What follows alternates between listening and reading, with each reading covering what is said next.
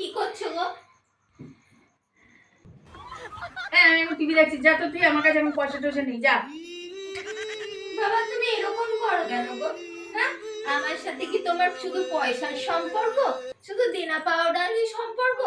একটু ভালো মন্দ নিয়ে তো আলোচনা করি না, কি বলো? খালি এরকম বলো তুমি। আচ্ছা ঠিক আছে, বল বল, আমার ভুল হয়ে গেছে, ঠিক আছে বল বল বল।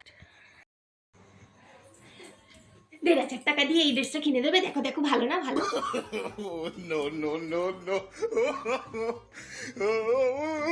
তুই গেলি একবারে, যা চলে যা।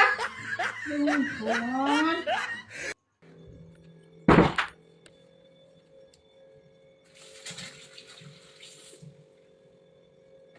দেখি কি রান্নাবাড়ি করলো।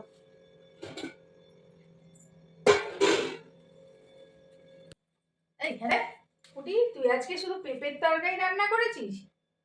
হ্যাঁ, আমার পেটটা খারাপ, ওই জন্য পেঁপের তরকারি রাঁধেছি।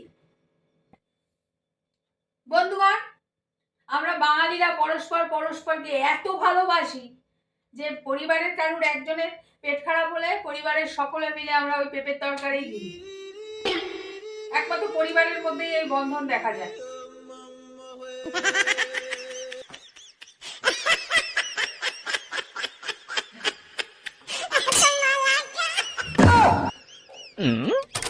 বলো রান্নাটা কেমন হয়েছে? বেগুন পোড়ায় নুন নাই।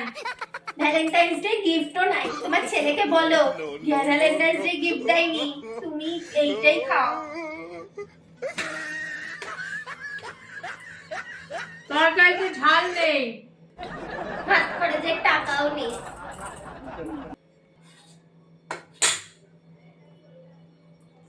চাটনিতে মিষ্টি নেই।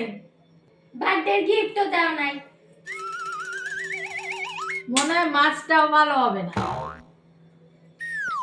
অ্যানিভার্সারি গিফটও আসে নাই। ওই সব যেদিন পূরণ হবে রান্নাও ভালো হবে, এখন ওই খাও।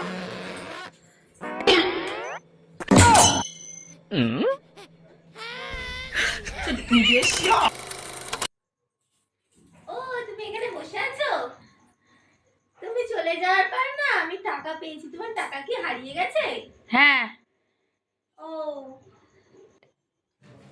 হারাইছে মনে হয়, খেয়াল নাই তো। দেখি টাকাটা। হ্যাঁ দেবো, কিন্তু তার জন্য কিন্তু আমাকে 500 টাকা দিতে হবে। 500 টাকা? তার মানে আমার অনেক টাকাই পাইছি। ঠিক আছে, 500 টাকার বদলে যদি পাইয়া যায় টাকা। হ্যাঁ, ঠিক আছে। A few moments later. নে, নে।